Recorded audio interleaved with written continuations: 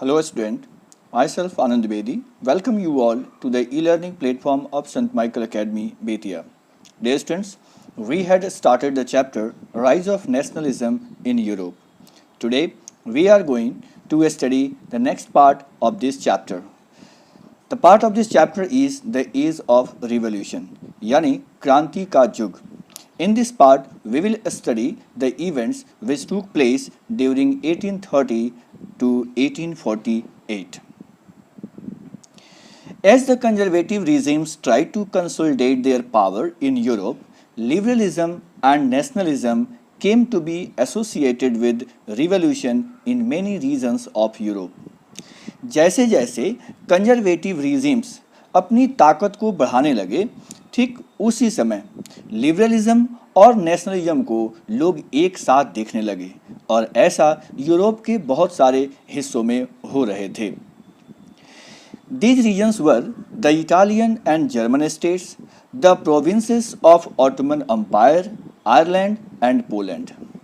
जिन क्षेत्रों में राष्ट्रवाद को उदारवाद के साथ जोड़कर देखा जा रहा था वे क्षेत्र थे इटली और जर्मनी के स्टेट्स, ऑटमन अंपायर के प्रोविंसेस, आयरलैंड और Poland. These revolutions were led by liberal nationalists who belonged to educated middle class elite. ये जो रिवॉल्यूशंस हो रहे थे इनके लीडरशिप लिबरल नेशनलिस्ट के हाथ में था.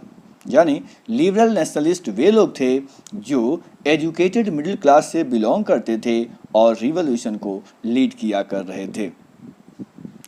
Among them were professors, school teachers, clerks and members of commercial middle classes. इसमें प्रोफेसर्स हुआ करते थे, स्कूल टीचर्स हुआ करते थे, क्लर्क्स हुआ करते थे और कमर्शियल मिडिल क्लास के लोग भी इसमें हुआ करते थे. The first upheaval took place in France in July 1830.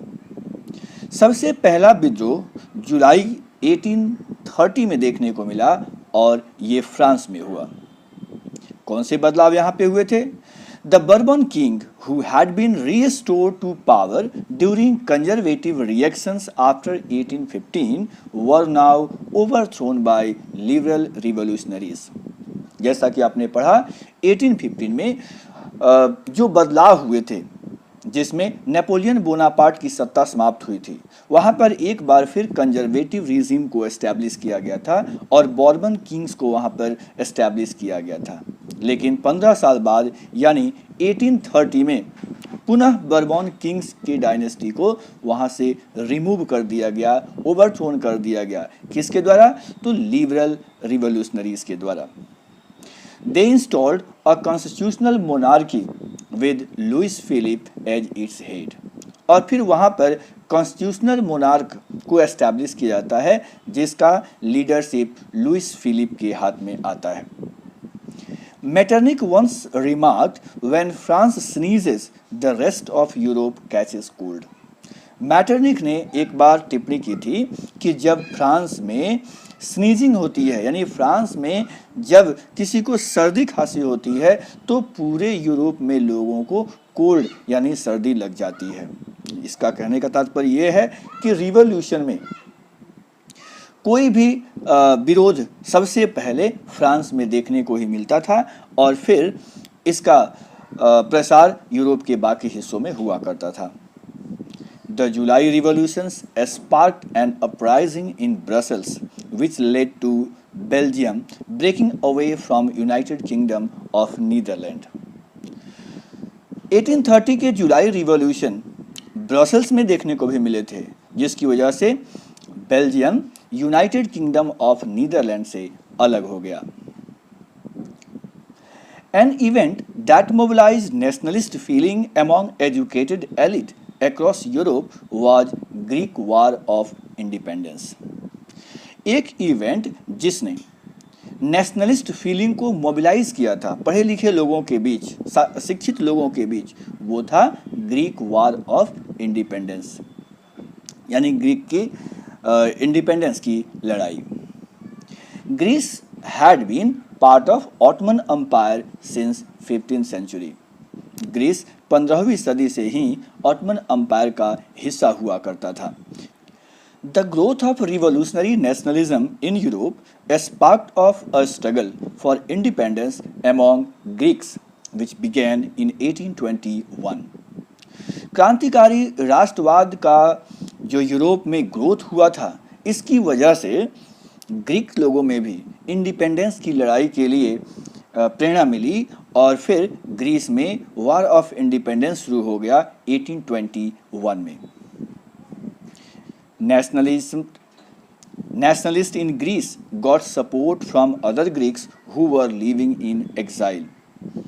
Greek के जो राष्ट्रवादी क्रांतिकारी लोग थे, उनको उन ग्रीस लोगों से भी सपोर्ट मिला जो उस समय ग्रीस में नहीं रहते थे, बल्कि ये ग्रीस से बाहर एक्साइल में रहा करते थे, दूसरे देशों में रहा करते थे, या किसी वजह से उन्हें देश निकाला दे दिया गया था। They also got support from many Western Europeans who had sympathies from ancient Greek culture. प्राचीन ग्रीक कल्चर के प्रति बहुत सारे वेस्टर्न यूरोपियन लोगों का एक विशेष लगाव था ग्रीक कल्चर के प्रति, उनके प्रति लोग सिंपैथी रखा करते थे, उन लोगों ने भी सपोर्ट किया था। Poet artist lauded Greece as cradle of European civilization and mobilized public opinion to support its struggle against Muslim empire. यहाँ के पोएट्स, आर्टिस्ट ग्रीस को यूरोपियन सिविलाइजेशन का क्रेडल माना। क्रेडल यानी पालना, जिसमें बच्चा पलता है। एंड मोबिलाइज्ड पब्लिक ओपिनियन, इन लोगों ने लोगों के विचारों को मोबिलाइज किया ताकि वो मुस्लिम अंपायर से अपने आप को आज़ाद कर सकें। The English poet Lord Byron organized funds and later went to fight in the war where he died of fever in 1824. एक इंग्लिश पोएट हुआ करते थे जिनका नाम था लॉर्ड बायरन। उन्होंने फंड इकट्ठा किए थे और अंत में वो लड़ाई करने के लिए भी गए थे। हालांकि इस लड़ाई में उन्हें फीवर की वजह से 1824 में मौत हो गई थी। Finally, the Treaty of Constantinople of 1832 was signed and Greece became an independent nation.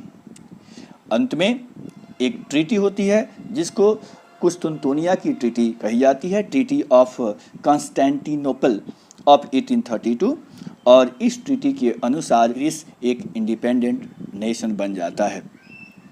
Our next topic is 3.1 The Romantic Imagination and national feeling. हमारा जो अगला टॉपिक है वो है प्राकृतिकवाद और राष्ट्रवाद की भावना। The development of nationalism did not come about only through wars and territorial expansion, यानी राष्ट्रवाद की भावना का विकास केवल लड़ाइयों या अपने क्षेत्र के विस्तार से नहीं होता है। Culture also played an important role in creating the idea of nation. राष्ट्र के विचारों को डेवलप करने में, क्रिएट करने में कल्चर की भी महत्वपूर्ण भूमिका होती है।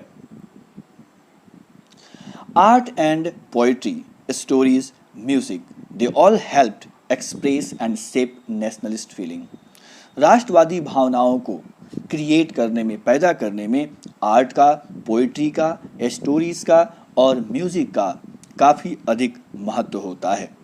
Romanticism, a cultural movement sought to develop a particular form of nationalist sentiment. Romanticism ने, यानी प्राकृतिकवाद ने, जो कि एक कल्चरल मूवमेंट माना जाता है, इसने राष्ट्रवादी भावनाओं का एक नया रूप प्रदर्शित किया। Romantic artist, poets generally criticize the glorification of reason and science. जो प्राकृतिकवाद के कलाकार थे या जो बहुत सारे पोएट्स थे, इन लोगों ने रीजन एंड साइंस को ग्लोरीफाई करने का विरोध किया, यानी तर्क वितर्क और विज्ञान पर आधारित वो समाज के पक्षधर नहीं थे, उनका वो क्रिटिसिज्म किया करते थे। They focused on emotions, institution and mystical feelings. उनका जो मेन फोकस था वो था इमोशन पर, उन मिस्टिकल फीलिंग्स पर, लोगों की सोच, लोगों की भावनाओं पर आधारित उनकी सोच हुआ करती थी। Their effort was to create a sense of shared collective heritage, a common cultural past as a base of nation. उनका जो प्रयास था राष्ट्र के निर्माण में, वो था एक सामूहिक हेरिटेज का सेंस डेवलप करना, एक कॉमन कल्चर डेवलप करना, ये स्पष्ट करना कि हम सभी का पास्ट का कल्चर एक समान रहा है और हम सभी एक हेरिटेज को शेयर करते हैं। इसके आधार पर हम सभी एक राष्ट्र के वासी हैं। हमें अपने राष्ट्र के लिए, हमें अपने देश के लिए संघर्ष करनी चाहिए, हमें अपने देश के प्रति वफादारी निभानी चाहिए। तो उनमें जो राष्ट्रवाद की भावना लाने का जो प्रयास था वो आधारित था कॉमन कल्चर पर और शेयर्ड कलेक्टिव हेरिटेज पर। Other Romantics such as German philosopher Johann Gottfried Herder, whose lifespan was 1744 to 1803, claimed that true German culture was to be discovered among common people, das Volk.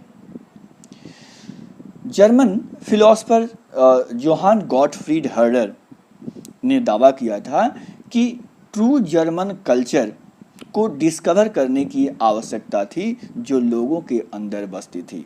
यहाँ पर जो term दास walk लिखा हुआ है इसका मतलब होता है जर्मनी के लोग। It was through folk songs, folk poetries, folk dances that the true spirit of nation was popularized. ये लोक गीतों के माध्यम से, लोक पोइट्री के माध्यम से, लोक नृत्य के माध्यम से राष्ट्र के जो ट्रू एस्पिरिट थे, जो सच्ची आत्मा थी, उसे पॉपुलराइज्ड किया गया। So, collecting and recording these forms of folk culture was essential to the project of nation building. इनके अनुसार राष्ट्र के निर्माण के लिए फोक कल्चर को यानी लोक संस्कृति को एकत्र करना, उन्हें रिकॉर्ड करना, उन्हें लोगों तक पहुंचाना राष्ट्र के निर्माण में एक महत्वपूर्ण कदम था। The emphasis on vernacular language and collection of local folklore was not just to recover an ancient national spirit, but also to carry the modern nationalist message to the large audience who were mostly illiterate. Vernacular language पर भी focus किया गया और local फोकलॉर को collect करने का उद्देश्य केवल अपने राष्ट्र के अतीत को दर्शाना नहीं था, केवल अपने राष्ट्र की आत्मा को दर्शाना नहीं था, बल्कि इसका उद्देश्य वर्तमान राष्ट्रवादी संदेशों को भी एक बड़े ऑडियंस के बीच पहुंचाना था जो प्रायः इलिटरेट थे, जो पढ़े लिखे नहीं थे, जो पढ़ नहीं सकते थे। तो उन्हें गीतों के माध्यम से, नृत्य के माध्यम से, वर्नाकुलर लैंग्वेज के माध्यम से राष्ट्रवाद की भावनाओं को उन तक पहुंचाया जाता था। This was especially so in case of Poland, which had been partitioned at the end of 18th century by great powers Russia, Prussia and Austria. ये मुख्य रूप से पोलैंड में देखने को मिला था, वही पोलैंड जो 18th सेंचुरी के अंत में ग्रेट पावर्स यानी रसिया, प्रशिया और ऑस्ट्रिया के द्वारा पार्टीशन कर दिया गया था। Even though Poland no longer existed as an independent territory, national feelings were kept alive through music and language. हालांकि पोलैंड अब एक स्वतंत्र राष्ट्र नहीं रहा था, इसके बावजूद भी यहाँ के लोगों में एक स्वतंत्रता और राष्ट्रवाद की भावना अभी भी जीवित थी और ये म्यूजिक और लैंग्वेज के माध्यम से थी। Karol Karpinski, for example, celebrated the national struggle through his operas and music and turned folk dances like Polonaise and Mazurka into nationalist symbol. Karol Karpinski, ये एग्जाम्पल के तौर पर यहाँ दिया गया है, इन्होंने नेशनल स्ट्रगल को अपने म्यूजिक के माध्यम से, अपने ओपेरास के माध्यम से सेलिब्रेट किया। एंड फोक डांसेस को, जिसमें पेलोनाइज और मजूका आता है, इसका उन्होंने राष्ट्रवादी सिंबल के रूप में, राष्ट्रवादी संकेत के रूप में इनका इस्तेमाल किया। Language too played a very important role in developing nationalist sentiment.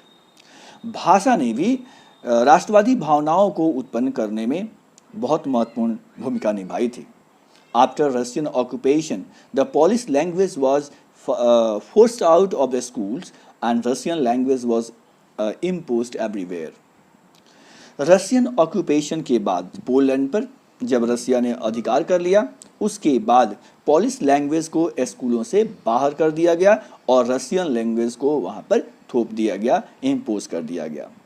In 1831 N armed rebellion against Russian rule took place which was ultimately crossed. 1831 में रसिया के अगेंस्ट में एक आर्म्ड रिवेल हुआ था, यानी हथियारबंद विद्रोह हुआ था, हालांकि उसको रसिया ने दबा दिया था। Following this many members of clergy in Poland began to use language as weapon of national resistance. इसके बाद बहुत सारे क्लर्जी पोलैंड में भाषा को, लैंग्वेज को राष्ट्रीय विरोध का एक हथियार के रूप में इस्तेमाल कर रहे थे। Polish was used for church gatherings and all religious instructions. Polish भाषा का इस्तेमाल चर्च के गैदरिंग में हुआ करता था और जितने भी धार्मिक कार्य हुआ करते थे उसमें इंस्ट्रक्शन देने के लिए पॉलिश भाषा का इस्तेमाल हुआ करता था। As a result, a large number of priests and bishops were put into the jail or sent to Siberia by Russian authorities as punishment for their refusal to preach in Russian. चूँकि Russian भाषा में ये priest लोगों को शिक्षा नहीं दे रहे थे, इसकी वजह से बड़ी संख्या में प्रीस्ट और बिशप्स को जेल में डाल दिया गया। बहुत सारे लोगों को साइबेरिया भेज दिया गया पनिशमेंट के रूप में, क्योंकि इन लोगों ने रशियन लैंग्वेज को अपने प्रीचिंग्स में, अपने शिक्षा देने में यूज़ नहीं किया। The use of polish came to be seen as symbol of a struggle against Russian dominance.